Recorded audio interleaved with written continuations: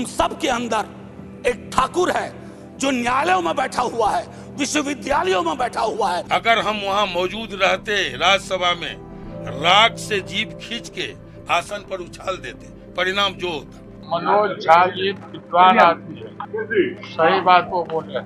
हम सब के अंदर एक ठाकुर है जो न्यायालयों में बैठा हुआ है, विश्वविद्यालयों में बैठा हुआ है, संसद की दहलीज पर बैठा हुआ है, और हम सब अपने भीतर के इस ठाकुर को मारें।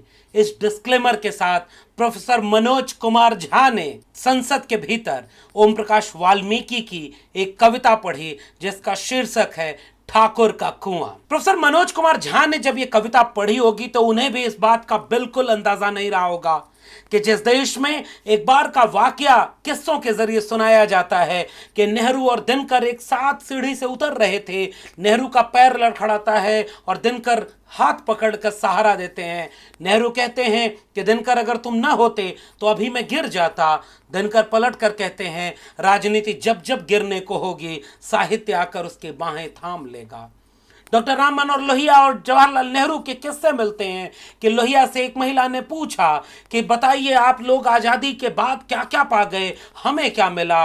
लोहिया ने कहा कि नेहरू इस समय वहां से संसद जाएंगे, उनसे पकड़ना और पूछना। नेहरू का कॉलर पकड़ करके वो महिला पूछती है कि आपकी आज़ादी, देश की आज़ादी के बाद हमें क्या मिला। महिला को जवाब देते हुए जवाहरलाल नेहरू बोलते हैं आपको ये मिला कि आप अपने प्रधानमंत्री का कॉलर पकड़कर पूछ सकते हैं। इस देश में राजनीति को इतना उथला बना दिया गया कि सदन में आज की तारीख में जब सबसे ज्यादा बलात्कार, अपराध और हिंसा के मुकदमों को ओढ़े हुए सांसद बैठे हों, ऐसे वक्त में वो संसद के गलियारे कभी राम मनोहर लोहिया, कभी किशन पटनायक, कभी मधु लिम्हे, कभी शरद यादव, रामविलास पासवान, कभी कांशी राम, इन सारे लोगों के जुमलों और शानदार भाषणों को याद करते होंगे। संसद के गलियारे इस बात से सूनापन महसूस करते होंगे कि अब इस सदन के गलियारे में खड़े होकर जब विपक्षी दल के सांसद शपथ लेने आते हों तो जोर जोर से जय श्री राम का नारा लगाया जाए।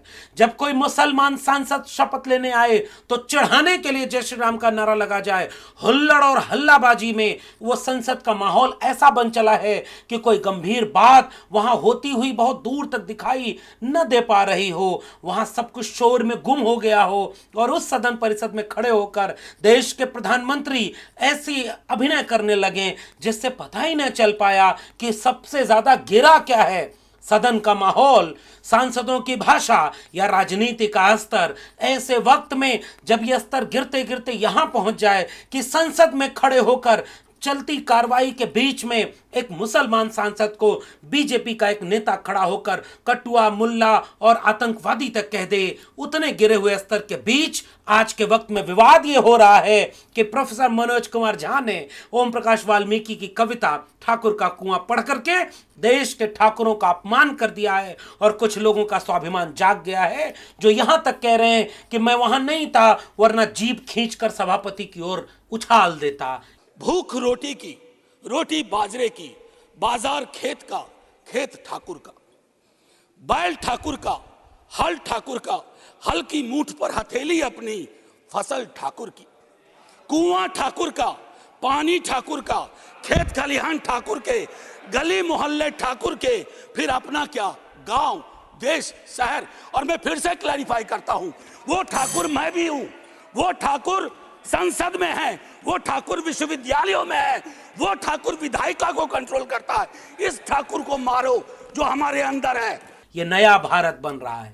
प्रोफेसर मनोज झा को इस बात का कतई अंदाजा नहीं होगा कि जो वो कोशिश कर रहे हैं कि विश्वविद्यालय में जो अकादमिक माहौल के बीच हम अपनी भाषा के जरिए, हम अपने शब्दों के जरिए, हम अपने प्रतीकों और बिंबों के जरिए अपने आवाम को, अपनी कक्षा को, अपने विद्यार्थी को और अपने समाज को ऊंचा उठाने की भरसक कोशिश करते हैं, उसके गुणवत्ता को, उसके गहराई को, उसकी तमाम तरह की बुद्धिजीविता को वही काम प्रोफेसर मनोज कुमार झा ने सदन में लगातार करने की कोशिश की हो। मिर्जा गालिब का शेर हो, मीर तकी मीर की बात हो, पेरियार की किताब हो, अंबेडकर का कोई सवाल हो और आज ओम प्रकाश वाल्मीकि की कविता हो, प्रोफेसर मनोज झा एक ऐसी रोशनी की तरह हैं जिसमें कभी जावेद अख्तर उसी सदन में खड़े होकर एक शेर पढ़ा करते थे कि स्याह रात नाम लेती नहीं ढलने का, यही तो वक्त है सूरज तेरे निकलने का। ऐसे वक्त में प्रोफेसर मनोज झा ने जब कविता पढ़ी होगी तो उन्हें कतई ये अंदाजा नहीं होगा कि कुछ लोग उनके डिस्क्लेमर के बाद भी इसे दिल पर ले लेंगे। प्रोफेसर मनोज झा ने अपनी बातचीत में साफ तौर पर कहा कि ये विश्वविद्यालयों में भी ठाकुर बैठे हैं, ये सदन की दहलीज पर भी ठाकुर बैठे हैं और मीडिया में भी ठाकुर बैठे हैं, जुडिशरी में ठाकुर बैठे हैं, हमारे भीतर एक ठाकुर बैठा है और हम सबको अपने भीतर के ठाकुर को मारने की जरूरत है। और तब आज ये सदन में जो बोली गई बात थी वो आज यहाँ तक पहुँच गई कि उन ठाकुरों को इस बात का गुमान होने लगा कि ये हमें मारने की कोशिश कर रहे हैं। हाय रे कविता की समझ, हाय रे प्रतीकों और बिंबों का ऐसा समाज जो अभिधा में ही सोचता समझता है, फिर वो कैसे कबीर को पढ़ेगा। तुम कद बाबन हम कद सूद, हम कद लोहू तुम कद दूध, जो तू बाबन बामनी जाया आन बाट काहे नहीं आया, जो तू तुरक तुरक नहीं जाया बीतर खतना क्यों न कराया। अरे इंदौन राह न पाई हिंदुन के हिंदुआई देखी, तुर्कन की तुर्काई। आपने कबीर को पढ़ना इस देश में कबूल ही नहीं किया।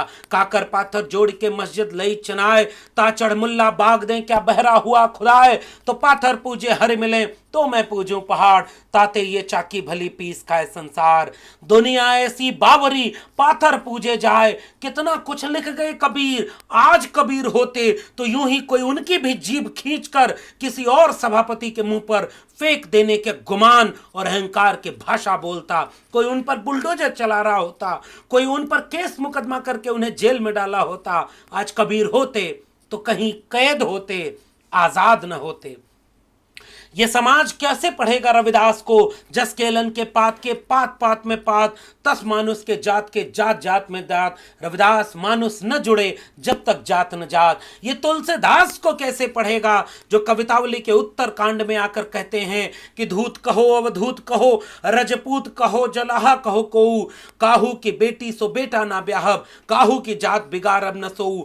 मांग के खैबो मसीद में सोइबो, लेगे को एक न देबे को दो। कैसे पढ़ेंगे वो तुलसीदास को, कैसे पढ़ेंगे वो इस बात को हम चाकर रघुबीर के पटो लिखो दरबार, तुलसी अब का होंगे नर के मनसबदार। ये जय श्री राम के नाम पर लिंचिंग करने वाले लोग, सारे देश को एक रंग में रंग देने वाले लोगों ने इस देश में कविता का, प्रतीकों और बिंबों का इतना स्तर गिरा दिया कि हम भाषा के बिंब और प्रतीक को नहीं समझ पाएंगे। ये कैसा समाज बन रहा है। प्रेमचंद ने 1932 में एक कहानी लिखी थी ठाकुर का कुआं, प्रेमचंद ने सदगति लिखी है, प्रेमचंद ने कफन लिखा है। आज अगर प्रेमचंद होते तो उनका क्या होता।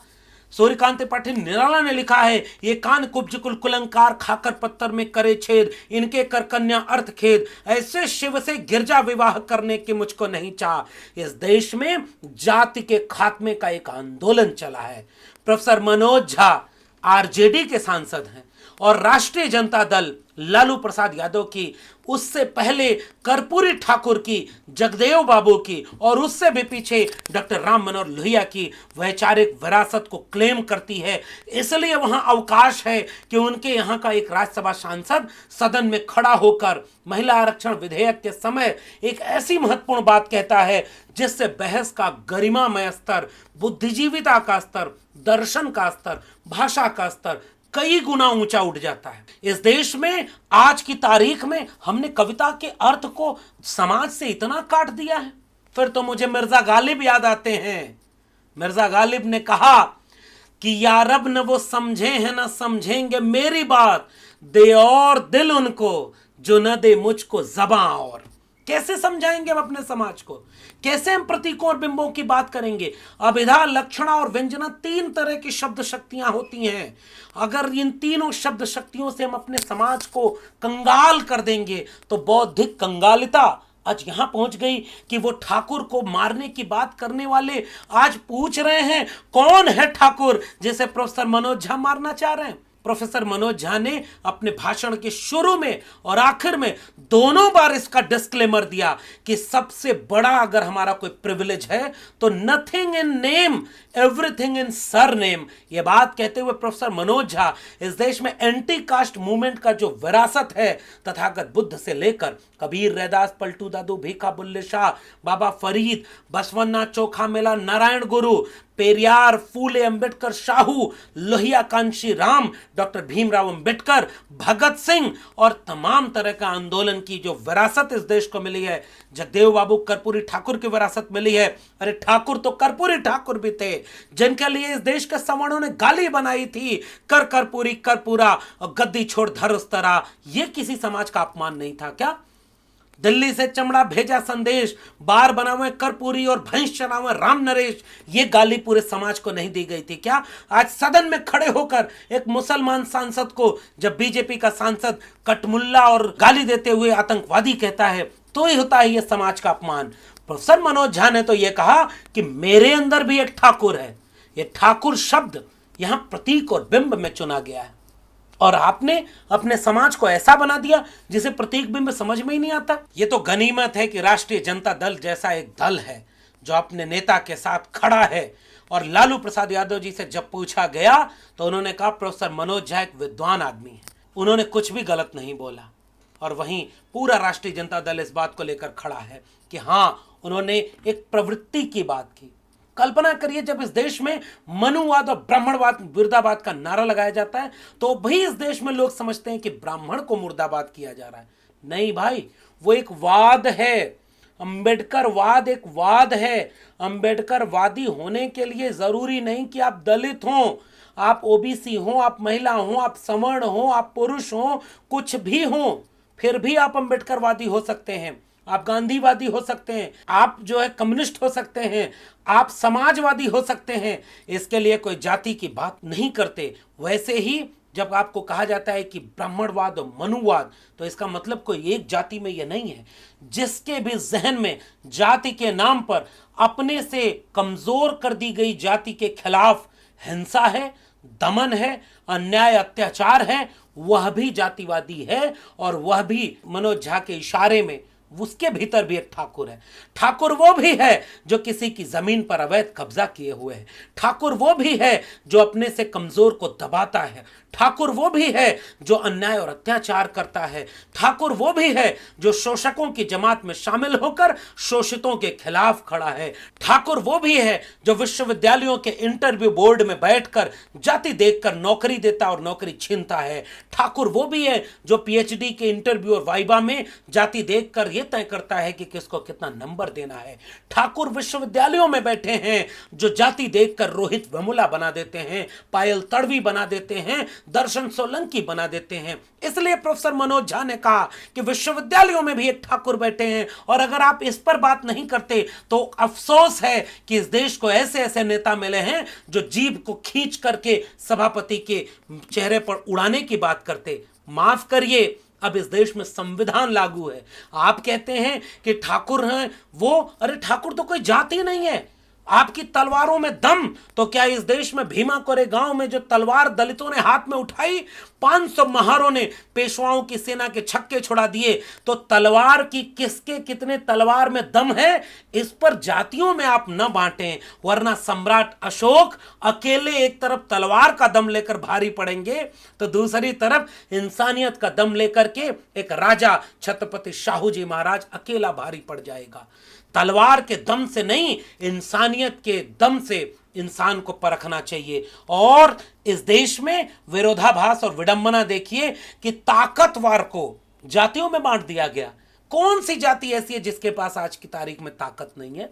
कौन सा तबका ऐसा नहीं है जो ताकतवर नहीं है? आपको ताकत दिया होगा आपके जुल्म और शोषण ने, सदियों पर काबिज होने की प्रवृत्ति ने, मगर इस देश के आम आवाम को ताकत दिया है भारत के संविधान ने।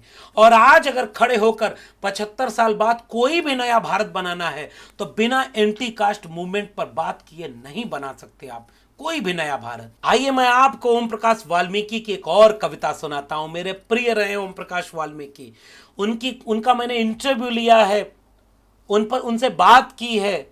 उनकी कविता पर बात की, उनके दर्शन पर बात की और दलित विमर्श ने इस देश के लिटरेचर को मजबूत किया।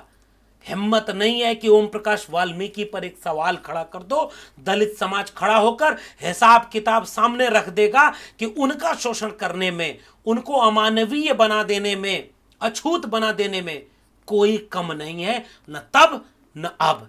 इसलिए ओम प्रकाश वाल्मीकि उनका एक साहित्यिक आइकॉन है और उस ओम प्रकाश वाल्मीकि ने दलित साहित्य का सौंदर्य शास्त्र लिखा है। सदियों का संताप बस अब बहुत हो चुका, अब और नहीं, ऐसे कविता संग्रह प्रकाशित हैं ओम प्रकाश वाल्मीकि के।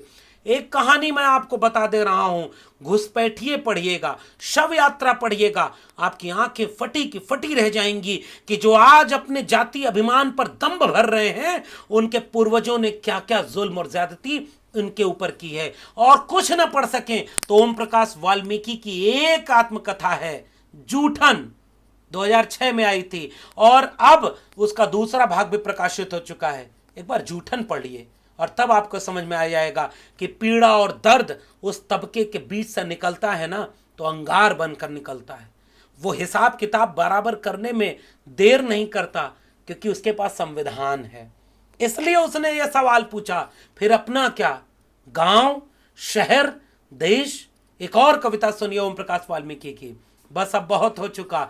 जब भी देखता हूं मैं झाड़ू या गंदगी से भरी बाल्टी कनस्तर किसी हाथ में, मेरी रगों में दहकने लगते हैं यातनाओं के कई हजार वर्ष एक साथ, जो फैले हैं इस धरती पर ठंडे रेत कणों की तरह। मेरी हथेलियां भीग भीग जाती हैं पसीने से, आंखों में उतर आता है इतिहास का स्याहपन अपनी आत्मघाती कुटिलताओं के साथ।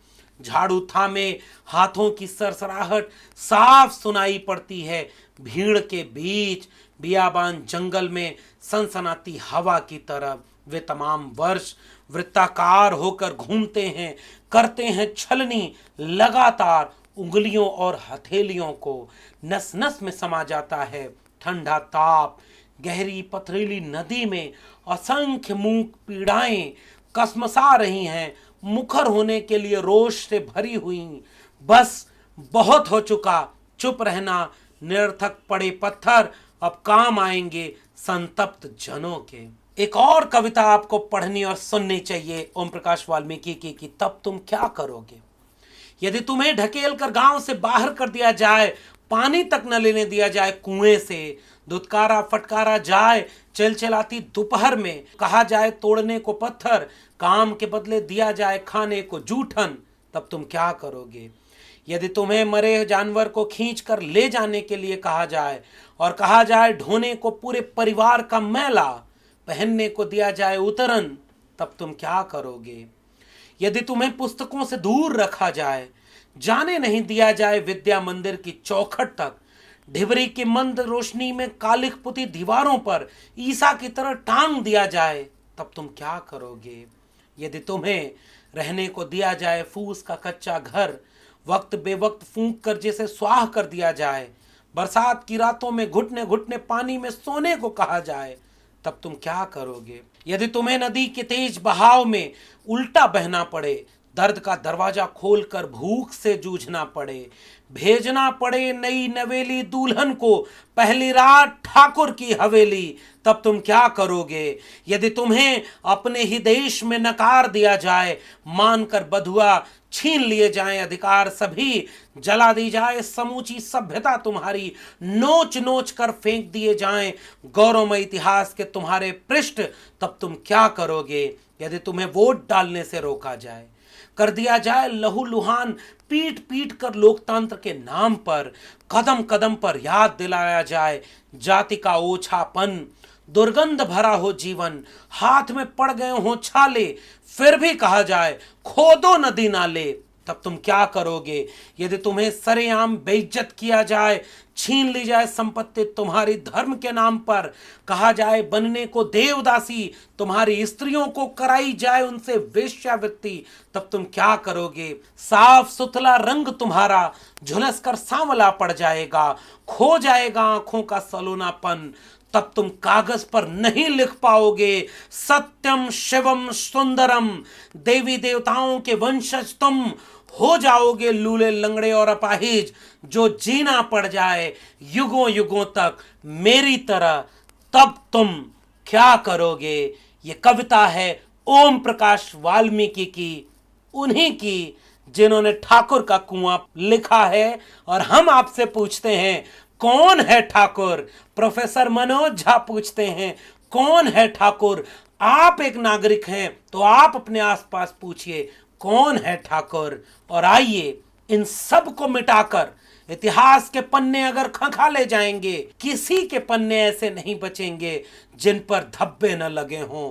इसलिए अच्छा है कि आओ एक बराबरी का समाज बनाएं और एक बार घुटने पर बैठकर, अमेरिका के व्हाइट्स ने ब्लैक से माफी मांगी थी कि हमने भले न किया हो, हमारे पुरखों ने आपके पुरखों के साथ बहुत ज्यादती की, हम उनकी पीढ़ी घुटनों पर बैठकर माफी मांगते हैं। इस देश में आज तक ताकतवर शोषकों की तरफ से, ताकतवर वर्चस्व वाली लोगों की तरफ से कभी माफी नहीं मांगी गई, कभी सुधार आंदोलन इस तरह नहीं चलाया गया। अब चल रहा है क्योंकि इस देश में संविधान लागू है। इसलिए आइए अब कम से कम घुटनों पर बैठकर बोलें कि हाँ, पहले गलती हुई, हम सब अपने भीतर के ठाकुर को मारें। आओ अपने भीतर एक इंसान पैदा करें, तब जाकर के कुछ बनेगा। और इसके लिए कबीरा खड़ा बाजार में लिए लुकाठी हाथ, जो घर जा रहे हो अपना, चलो हमारे साथ। अपना घर सुरक्षित रहे, भगत सिंह पैदा हो पड़ोसी के घर में, इससे बेहतर दुनिया नहीं बन पाएगी। इसलिए इस पर विचार करें। आपकी राजनीति आपकी कविता से अगर दूर हो गई, आपका समाज अगर प्रतीकों बिंबों में बात करना बंद कर दे, मुहावरे खत्म हो जाएं, लोग कविताओं की व्यंजना न समझ पाएं, तो डर कर सजग हो जाइए, क्योंकि आप बर्बादी के मुहाने पर खड़े हैं। बचा सकते हैं तो राजनीति को बर्बाद होने से बचाइए, जिसमें तंज ना हो, शेर व शायरी और कविता ना हो। ऐसी राजनीति एकांगी हो जाएगी। और आइए अपने भीतर के ठाकुर को मारिए और पूछिए कौन है ठाकुर। फिर मिलते हैं किसी और विशेषण के साथ, तब तक के लिए बहुत बहुत धन्यवाद।